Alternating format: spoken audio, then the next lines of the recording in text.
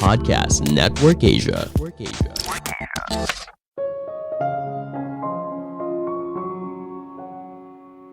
Kunci kebahagiaan dimulai dari mengetahui siapa dirimu, kekuatan, dan kelemahan. Nah, semua hal ini akan membantu kamu menyesuaikan dengan lingkungan sekitar. Halo semuanya, nama saya Michael. Selamat datang di podcast saya, Sikutu Buku. Kali ini saya akan bahas buku The Four Tendencies karya Gretchen Rubin. Sebelum kita mulai, buat kalian yang mau support podcast ini agar terus berkarya, caranya gampang banget. Kalian cukup klik follow. Dukungan kalian membantu banget supaya kita bisa rutin posting dan bersama-sama belajar di podcast ini. Buku ini membahas cara memahami orang lain dengan baik melalui 4 tipe kecenderungan yang berbeda. Ketika bertemu sebuah ekspektasi entah dari luar diri atau dari dalam diri, kita memiliki respon yang berbeda. Ada orang yang mudah sekali mengikuti ekspektasi dari luar diri, misalnya dari atasan, masyarakat, dan sebagainya. Tapi kesulitan apabila harus memotivasi dirinya untuk mulai berolahraga atau makan sehat. Ada lagi tipe orang yang selalu bertanya kenapa setiap kali diminta untuk mengerjakan sesuatu. Tipe orang yang berbeda membutuhkan pendekatan yang berbeda. Apabila kita mengenal apa kecenderungan kita dan orang lain, maka hal ini akan memudahkan komunikasi dan pada akhirnya bisa mencapai kesepakatan yang lebih baik. Saya merangkumnya menjadi 3 hal penting dari buku ini. Pertama, 4 tipe kecenderungan manusia. Suatu hari, penulis sedang berbicara dengan temannya saat makan siang dan percakapan itu berubah menjadi sebuah ide yang menarik. Temannya bercerita kalau dulu saat sekolah dia aktif menjadi anggota dari klub lari. Tapi sekarang setelah sudah bekerja, dia kesulitan untuk mencari waktu untuk berlari. Tidak punya waktu. Kalimat ini pasti familiar di telinga banyak orang. Ini seringkali menjadi alasan kenapa kita tidak bisa mengerjakan sesuatu. Jika kamu ingin berubah, penulis menyarankan kita harus memahami 4 kecenderungan seseorang. Artinya, bagaimana kita memberikan respon pada 2 jenis ekspektasi yang kita temui setiap hari.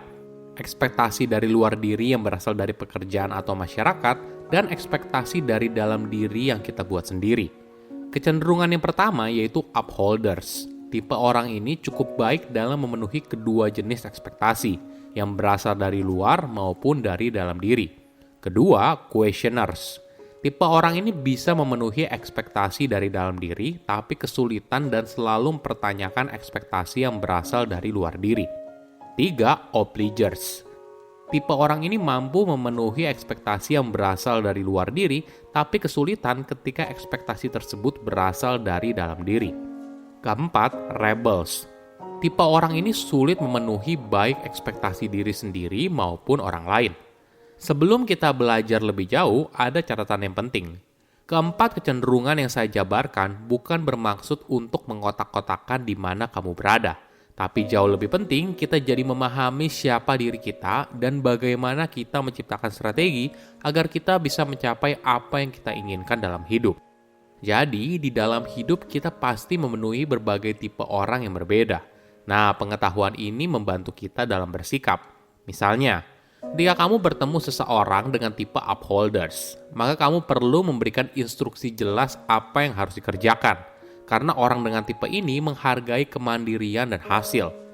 Jika bertemu seseorang dengan tipe questioners, maka kamu perlu memberikan alasan kenapa dia harus mengerjakan hal tersebut, karena dia menghargai alasan dan tujuan. Jika bertemu dengan obligers, maka kamu harus buat mereka bertanggung jawab atas apa yang mereka kerjakan, karena mereka menghargai kerjasama tim dan sebuah tugas. Terakhir, jika kamu bertemu dengan rebels, biarkan mereka yang memutuskan apa yang harus dikerjakan, karena mereka menghargai kebebasan. Sekali lagi, tidak ada tipe yang lebih hebat.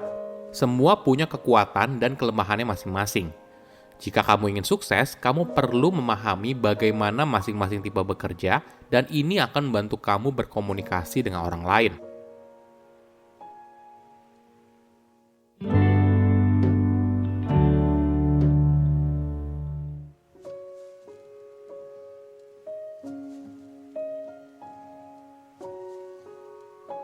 Kedua, upholders dan questioners. Sekilas, orang dengan tipe upholders terlihat seperti orang yang sempurna. Ya karena pada umumnya, orang dengan tipe ini sangat bisa diandalkan dan produktif. Mereka bisa memenuhi baik ekspektasi dari luar diri maupun dari dalam diri.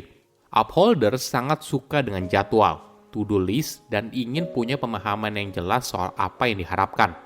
Tidak heran, seorang upholders itu terlihat sebagai orang yang disiplin. Namun di sisi lain, upholders bisa saja mengikuti aturan atau perintah yang pada akhirnya menyesatkan, karena mereka cenderung tidak mempertanyakan alasan dan tujuan di baliknya. Selain itu, upholders juga sulit menerima perubahan. Bagaimana bila di tempat kerja? Biasanya, seorang upholder punya hubungan yang baik dengan rekan kerja dan atasan, karena mereka terbiasa menerima perintah dan punya kinerja yang baik. Jika anak buahmu merupakan upholder, maka pastikan kamu memberikan instruksi yang jelas. Jika sudah, mereka biasanya bisa bekerja mandiri dan tidak perlu harus dipantau terus-menerus. Di sisi lain, upholder bisa frustasi atau marah ketika seseorang gagal memberikan ekspektasi yang sesuai. Ini yang seringkali menjadi bibit pertengkaran dengan orang lain. Nah, bagaimana dengan questioner? Orang dengan tipe ini ibaratnya mau membantu kamu, tapi kamu perlu meyakinkan mereka kalau hal itu memang berguna atau penting. Questioner tidak akan mengikuti instruksi hanya karena berasal dari atasan atau bahkan prosedur selama puluhan tahun. Mereka ingin tahu apa alasan di baliknya, apakah masih relevan dan masuk akal atau tidak. Orang dengan tipe ini seringkali sangat sulit diajak kerjasama. Tapi jika diperlakukan dengan benar, masukan mereka bisa sangat bermanfaat bagi perkembangan organisasi. Questioner selalu berpikir apakah ada cara terbaik melakukan sesuatu. Namun bagi beberapa atasan, mungkin saja hal ini dianggap sebagai pembangkangan atau dianggap bukan tipe orang yang bisa bekerja sama dalam sebuah tim.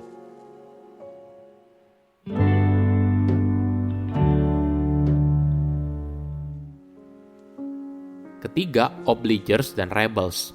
Apakah kamu selalu mengutamakan prioritas orang lain? Atau seorang yang bersedia lembur tapi merasa nggak enak kalau mengajukan cuti atau menolak permintaan seseorang? Ini adalah tanda kalau kamu adalah seorang obliger. Orang yang mudah memenuhi ekspektasi dari luar, tapi kesulitan ketika itu berasal dari dalam diri. Tidak aneh, seorang obliger seringkali kesulitan untuk olahraga rutin, kursus online, atau hal lain yang butuh motivasi internal.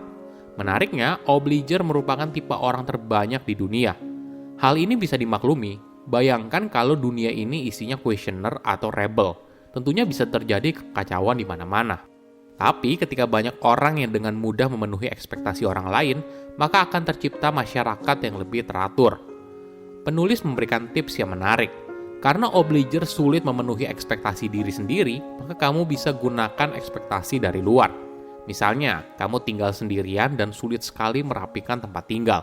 Nah, bayangkan kalau akan ada orang lain yang bertamu, atau kamu bisa beneran mengundang orang lain untuk datang. Cara ini akan memberikan kamu ekspektasi dari orang lain, sehingga kamu punya dorongan untuk merapikan rumah. Tipe terakhir adalah rebels. Orang dengan tipe ini menghargai kebebasan dan memiliki jumlah terkecil dari 3 tipe yang lain. Rebels bukan pemalas karena tidak ingin mengikuti ekspektasi orang lain, tapi mereka hanya kesal ketika diperintah terus-menerus. Mereka bersedia bekerja keras asalkan itu pilihan mereka sendiri. Di dunia kerja, rebel akan mengalami berbagai tantangan. Tapi jika kamu memberikan informasi yang cukup, menjelaskan potensi konsekuensi, dan memberikan mereka kebebasan untuk membuat keputusan pribadi, maka kemungkinan besar kamu akan mendapatkan hasil yang cocok. Rebel suka tantangan dan mereka suka sekali membuktikan pandangan orang lain salah. Nah, jadi kamu bisa gunakan hal ini ketika bertemu dengan tipe rebel. Misalnya, kamu ingin membuat mereka berhenti merokok. Kamu bisa bilang, "Nggak mungkin deh kamu bisa berhenti merokok." Kalimat ini akan membuat seorang rebel jadi bersemangat dan mungkin saja akan membuktikan kalau kamu salah. Saya undur diri, jangan lupa follow podcast Sikutu Buku. Bye-bye.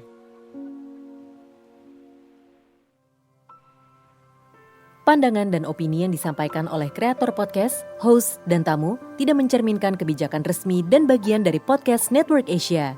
Setiap konten yang disampaikan mereka di dalam podcast adalah opini mereka sendiri dan tidak bermaksud untuk merugikan agama, grup etnik, perkumpulan, organisasi, perusahaan, perorangan, atau siapapun dan apapun.